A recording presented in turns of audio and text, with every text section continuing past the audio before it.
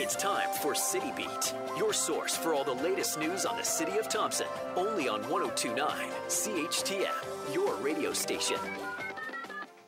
Good morning and welcome to City Beat here on 102.9 CHTM. My name is Stuart Walter and my guest this morning is Deputy Mayor Colleen Smook. Good morning. Let's start off by talking about City Council. There were a few different resolutions and bylaws that were passed at the last regular meeting on Monday to do with the new McDonald's restaurant that's in the works. What were they and what do they mean or do for the new building? Okay, basically the readings were for the parking variations, so that they are allowed a few less stalls in the actual parking lot. The other was the final for the land sale, so that everything can go ahead. And so the new McDonald's is a go, and they will officially be the first business in Thompson to use the new tax incentive program. They have filled out all the paperwork, so it's all a good news story for a new building by the end of the season. Well, good news for them. Bad news for all of us. You're going to have to all share the Walmart McDonald's for the few months when they're closed. That could be pretty cozy.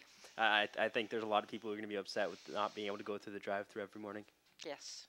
You're here with me this morning because Mayor Fenske is either in Winnipeg or on his way right now to meet with a few different provincial leaders. What are the topics that are going to be discussed? Okay, today I know the Deputy Dave Dyson is who he's meeting on. Then he meets again on Monday. He will be talking about the mining incentives. There's a mining fund that Thompson has applied to for some money out of dollars. And also we talk about the UCN, the tax for when it was built till now.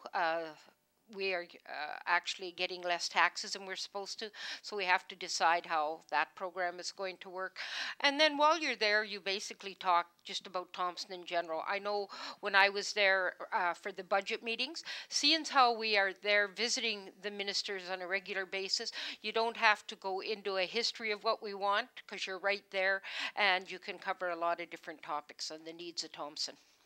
Councillor Ron Matichuk was one of the councillors to vote against Mayor Fenske going down to meet with the officials in Winnipeg, saying that council has talked to the ministers before about the issues that Mayor Fenske is going to be discussing.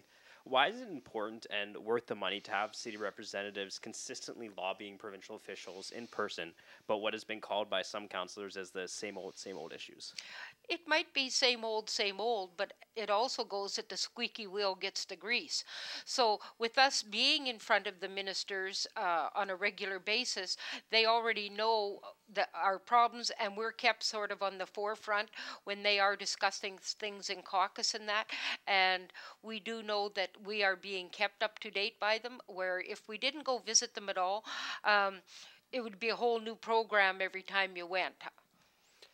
Moving on from council, let's talk about public works and public safety. I understand there's at least one water break right now the city's taking Right now care they're working on one on Pelican that I've been informed of, so I'm not just sure when the remedial will be finished on that. That's the only water break that I am aware of right at this moment. And then also wanted to mention something about the ice on the river. Ice on the river. There's a lot more snowmobile traffic that is starting to go on the dangerous parts of the river. Please stay off. And then with the weather turning colder now, it gets people a false sense of security. You get this little bit of snow cover today, and that might look safe, but it's really not. So please travel. The snowmobile trails are all still good. To get to them, it might be a bit of an issue with the roads being clear and that, but stick to the snowmobile trails. It's the Easter long weekend starting tomorrow, and I understand there are some closures from the city. Basically, Good Friday, everything will be closed in the city, the rec department, the pool, city hall, and what have you. For the rec center and the pool, regular weekend hours will be starting Saturday. And then finally, I understand there are some programs coming up from the city. Yes, on the city. I spoke about it last week. There's a drawing program for ages 9 to 12. It's every Wednesday from starting on April 4th. The price is $100, and I was talking to Diane yesterday, and she said it's filling up quick, so let's go there. Then this morning I found out there's a Stay Wild Moonchild. That sounds interesting. It's on April 21st, and it's for girls age 8 and up, and it's $35, and it'll be from 10 to 3 that day, and they're taking registration at the TRCC right now. So get in there and get registered. And just something else that Corey Sparks was in this morning, just a reminder, the ice is apparently out now at the GB Arena, but the CA Nesbitt is still available for rental as the outdoor rinks are now closed. Yes, outdoor rinks have now been closed, and yes, you can go to the GB. And one more thing I think I'd like to mention going back to Public Works is we're starting to, the roads are getting clear. Pretty soon we'll be able to, if the temperature ever warms up, we'll be getting at the potholes and that. If you have any potholes, severe ones in your area, or you're starting to notice, please call the city at 677-7970, Public Works, and let them know your concerns. And if you're going to do it via Facebook, please include the city page when you're doing your updates, and somebody will get back to you. Well, thank you so much for joining me this morning. Well, thank you.